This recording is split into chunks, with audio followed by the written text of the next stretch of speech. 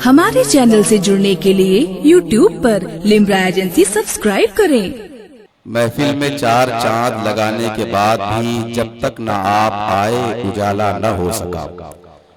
मैं पूरी महफिल की तरफ से, बानिए महफिल की तरफ से, अहले स्टेज की तरफ से शुक्रिया अदा करूंगा हुजूर पीर तरीक़त और आज के इस जलसे की आबरू, दारुल यतीमखाना सफ़विया की रूहानी दरसगाह की अज़मतों के मुहाफ़िज़ व अमीन,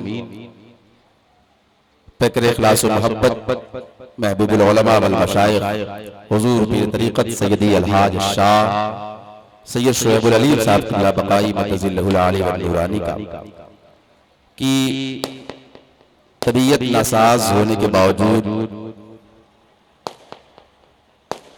आपने यहाँ कदम फरमा कर हमारी और लोगों की हौसला अफजाई फरमाई।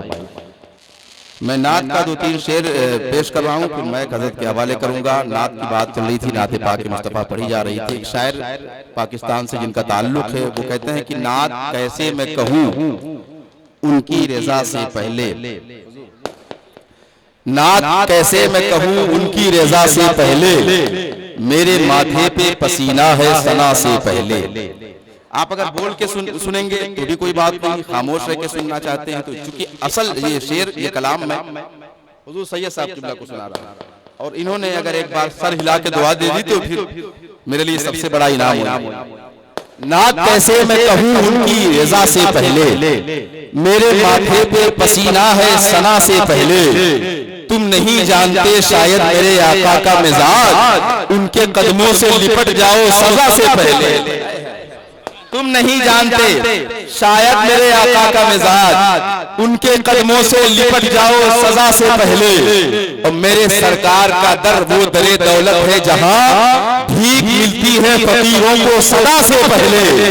मेरे सरकार का दर वो दरे दौलत है जहां भीख मिलती है फकीरों को सदा से पहले। और अब ये आलम है कि दामन का संभलना है मुहाल, कुछ भी दामन में न था उनकी अता से पहले, कुछ भी दामन में न था उनकी अता से पहले। हज़रत मोहतरम वक्त तेजी से गुजर भी रहा है और सबसे बड़ी बात तो ये है कि आज हुजूर सैयद साहब क़िबला की तबीयत इस बात की इजाजत तो कतई नहीं दे रही थी कि वो कहीं सफर पे निकलें, लेकिन ये आपकी मोहब्बत थी जो उन्हें यहाँ पर खींच ले आई।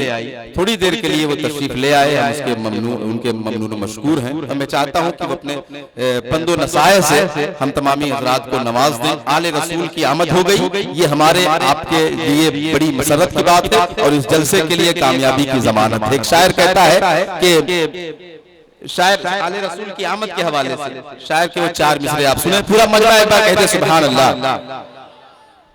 अली व ज़हरा के गुलशन के फूल आए हैं, खुशा नसीब चमकते उसूल आए हैं। अली व ज़हरा के गुलशन के फूल आए हैं, खुशा नसीब चमकते उसूल आए हैं। बिछा दो पलके मोहब्बत से राह में इनकी, नबी की बज़्म में आले रसूल आए हैं। बिछा दो पलके मोहब्बत से राह में इनकी, नबी की बज़्म में आले रसूल आए हैं। पूरा मजमा वालेहाना अंदाज में आले रसूल बक़ाई दूल्हा हुजूर सैयदी शुएबुल अलीम साहब क़िबला का इस्तक़बाल दोनों हाथों को फिजा में लहरा के करे और नारे का जवाब दे, नारे तकबीर, नारे रिसालत, बक़ाई दूल्हा हुजूर सैयदी शुएबुल अलीम साहब क़िबला बक़ाई, नारे तकबीर, नारे रिसालत, बाग़े जन्नत के फूल की खुशबू यानी ज़हरा बतूल की खुशबू, बाग़े जन्नत के फूल की खुशबू यानी ज़हरा बतूल की खुशबू, खत्म होगी न जो क़यामत तक वो है आले रसूल की खुशबू। कितने सादा मिजाज हैं हम लोग, कितनी सादी सी बात करते हैं, एक बोरिया नशी को हम सरवरे कायनात कहते हैं। सुभान अल्लाह। और पत्थर चलाने वालों को दी है दुआए मग़फ़िरत, कितना हसीन या नबी आपका इंतकाम। हज़रत आज की ये महफिल बतौर शुक्राना अपने रब की बारगाह में, उसके नबी की बारगाह में अजीज़म मोहम्मद कैफ सल्लल्लाहु की हिफ्ज़ व क़िरात की दस्तार फजीलत के साथ मुनक़्क़िद की जा रही है, जिसमें आप और हम सब शरीक हैं। रब्बे कायनात मोहम्मद कैफ के इल्म में खूब बरकतें अता फरमाए और अल्लाह ने जिस नियामत से इनको मालामाल किया है उसकी बरकतें नाजिल फरमाए। चूँकि आज की ये तारीख हमारे शेख शुमाली हिंद के अजीम रूहानी पेशवा आकाई व मौलाई मुर्शदी व हबीबी हुजूर हज़रत सैयद शाह अलहाज मोहम्मद मशहूदुल्लाह उर्फ अब्दुल साहब क़िबला बक़ाई आसिनी सुम्मा सफ़ीपूरी अलैहि रहमतुर्रहमान व उनके जानशीन लख्त जिगर नूर नज़र हुजूर हज़रत सैयद शाह अलहाज मोहम्मद शाहिदुल्लाह उर्फ सैयद अलीम साहब क़िबला बक़ाई गोंडवी सुम्मा सफ़ीपूरी रहमतुर्रहमान के मिशन की एक अहम सतून जनाब भाई हाजी मोहम्मद शाह मोहम्मद साहब बक़ाई तरबगंज ने तारीख ली थी। और मैं अपने किसी पीर भाई का कभी दिल नहीं तोड़ता हूँ। आज कई रोज से मेरी तबीयत खराब चल रही थी, उस हिसाब से प्रोग्राम भी चल रहे थे, लेकिन आज सुबह से इतनी ज़्यादा तबीयत खराब हो गई कि अभी मुझको डॉक्टर सादिर साहब के दिखाने जाना पड़ा।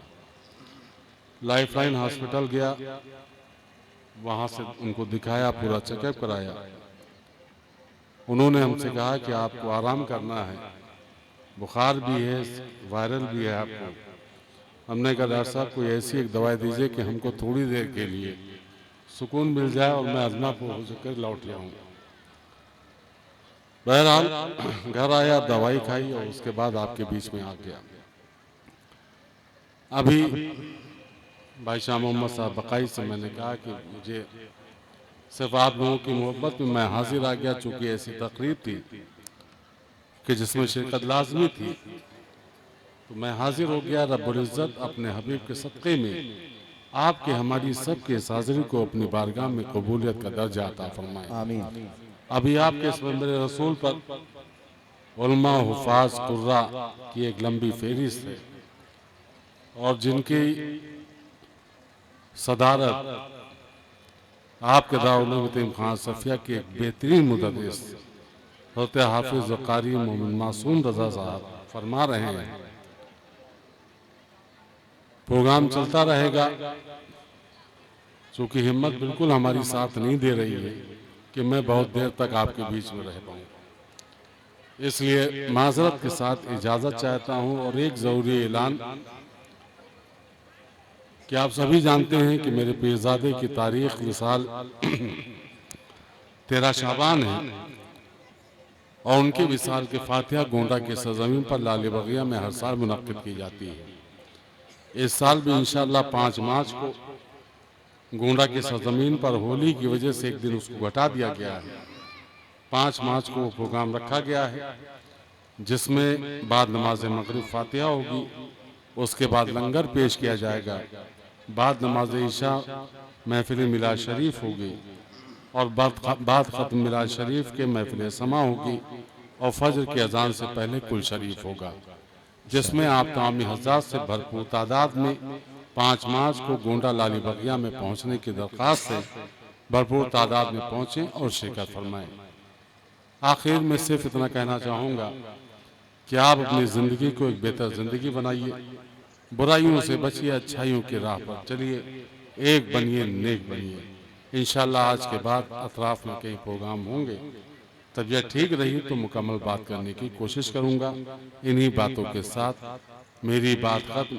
एक बहुत आजिज़ाना आपसे गुजारिश है कि मेरे जाने के बाद आप लोग अफरा तफरी मत करें, क्योंकि उसमें जानते हैं लोग क्या कहते हैं कि भैया चले गए साथ में मजमू ले गए, तो उसमें हमारी बदनामी ज़्यादा होती है, आपकी कम होती है।